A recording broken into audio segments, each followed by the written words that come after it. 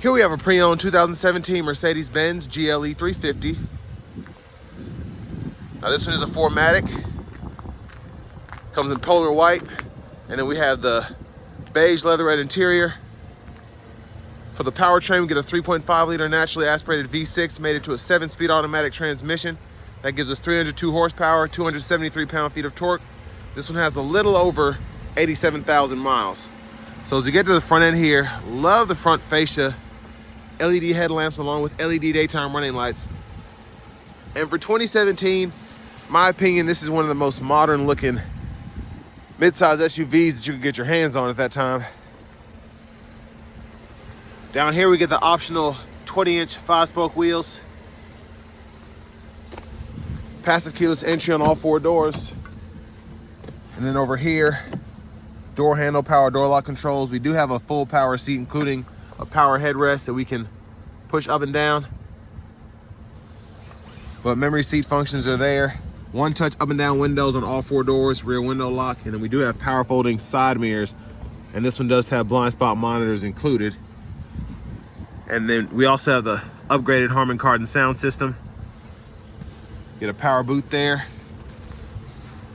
4-way power lumbar support. And then over here, fog lights for the rear, headlamp controls, and then our electronic parking brake. We push in to engage and then pull back to disengage, and we don't have to hit the brake or anything. Pedals are there, hood release there. We get a power tilt telescoping steering wheel, and then it also has heat. But there's a quick look at the seat itself. Now I want to give a big thanks to Auto Collection of Murfreesboro and Auto Pro Nashville for allowing me to review this GLE 350 today. I'll leave a link below in the description. But if you're looking to find something closer to home, click on that second link down below. It takes a minute to fill out your information. I'll make sure that the local dealers are fighting to get you the best price on any used vehicle you might be interested in.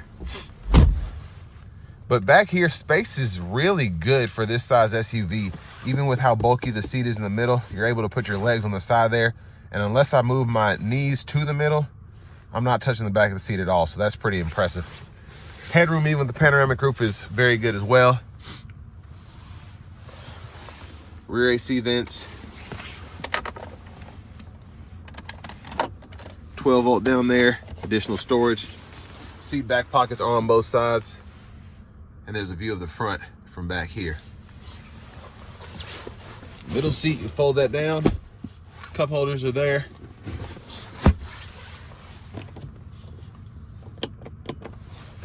Let's make our way towards the back. Please excuse me sniffing, it is freezing out here. Child locks on, off.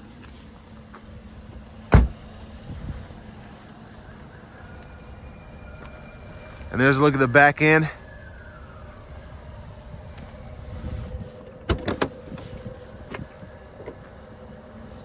Might be a little too cold for it to open. But there is the space behind the second row, quite a bit of space. Top tethers are kind of down low there, which is interesting. You have a side pocket there and then a netted pocket there. And there's the 12 volt. And then you have the ability to hang a bag or something back here if you need to. And there's your spare tire.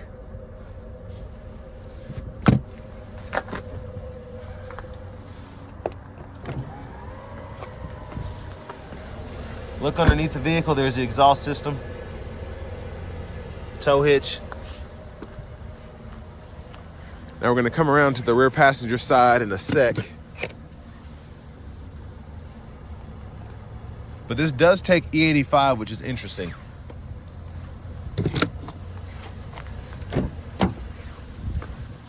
Now there's the rear seat itself. And then what you can do is pull here and then fold this down. And you can fold that flat once the seat up front is far enough forward for additional storage. And it's pretty easy to lock that back into place. And you can also adjust it a little bit, the seat back.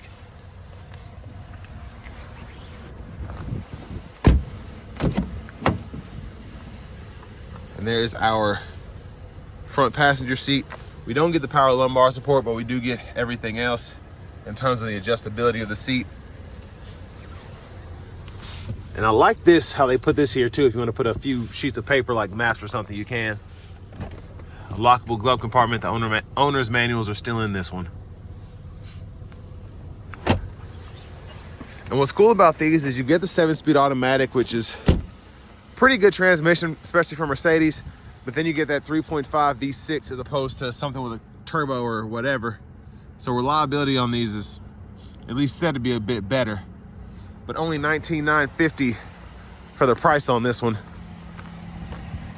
And again, this is something that, like, if you see it coming down the road, it looks like a new vehicle because Mercedes was just ahead of the curve with LEDs and how good the front fascias looked and all of that. But there's the 3.5 V6. Let's go ahead and get a quick run through of the driver's side, but I'm gonna show you these blinkers first. Love those.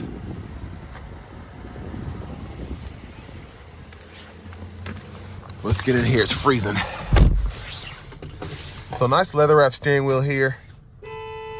There's the horn, and again, that heat, you can toggle that right here. But to the radio, we do get AM, FM, and then we have the option to have satellite internet radio as well. And then we have Bluetooth audio and a USB drive too.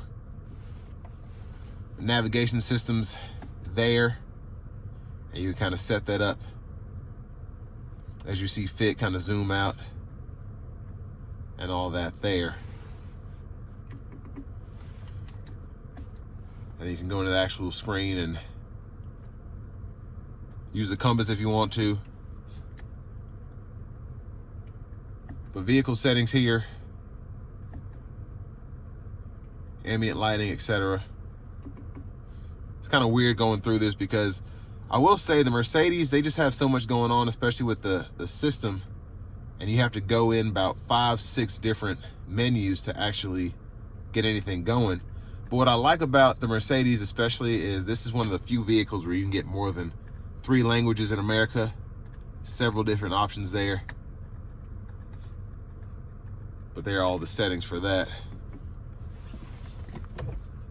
Backup cameras there. Guidelines follow you as you turn the steering wheel. And then you have the bird's eye view as well. So I'm wondering why that's not. There's a front camera, it's working fine. That backup camera might need to be serviced though. Now down here we do get 3-stage heated seats for the front, hazards, traction control, toggle, parking sensors, and then here are all the shortcuts for everything in the radio itself. Bluetooth controls. This is the SD card reader. That's what your navigation runs off of. Now dual zone climate controls are here. Fan speed can be adjusted. Fan direction. Then a little space back here if you want to place your phone or whatever. And then you can slide this. You have a cigarette lighter there. You can turn these cup holders on. Might have gotten that button stuck. But you can decide whether you want to cool those or not. And then here, this is where you kind of control the radio, because this doesn't have a touch screen. So you kind of control everything through here and then through here. And then manual mode is there when in drive. Your DSR if you ever need that. You're going downhill. And then your drive modes are here. Control steering and then the engine feel, or the pedal feel, if you will. Center console cubby space. You can slide this tray back and forth, and then you get 2 USB-A ports, and that's how you run the system on the radio, by using one of those. Now all of your sunroof controls are here. Dome lights. And then you do have a power sunshade, so you can control that. I'm going to show you how this slides back.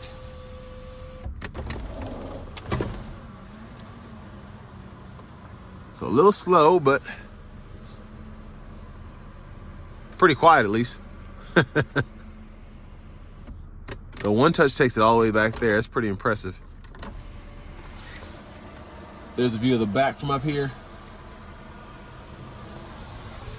And then the garage door transmitter is right in that rear mirror if you ever want to set that up. Vanity mirror there. And then back to the steering wheel, your windshield wipers are right there, rear wipers here, then fluid for the rear, fluid for the front. And your shifter's on the side, so just hit the brake, drive, reverse, you can kind of tap from either direction for neutral, press P for park. And then again, when you're in drive, you can toggle the manual mode there, and it'll show you which one you're in that digital part of the gauge cluster. But for the manual mode, paddle shifters are behind the steering wheel, cruise controls here, and then these arrows and the OK button you can use to go through the gauge cluster, so you can go through all the settings there. And then you can also, there's a lot in here, but you can go to your settings, OK, instrument cluster, and you can change your miles to kilometers if you want to. Then Bluetooth controls, voice recognition, is your volume here, you can mute there.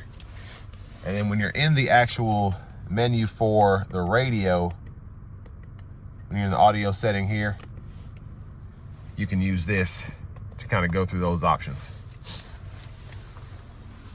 Push button starts here. Here's the key fob.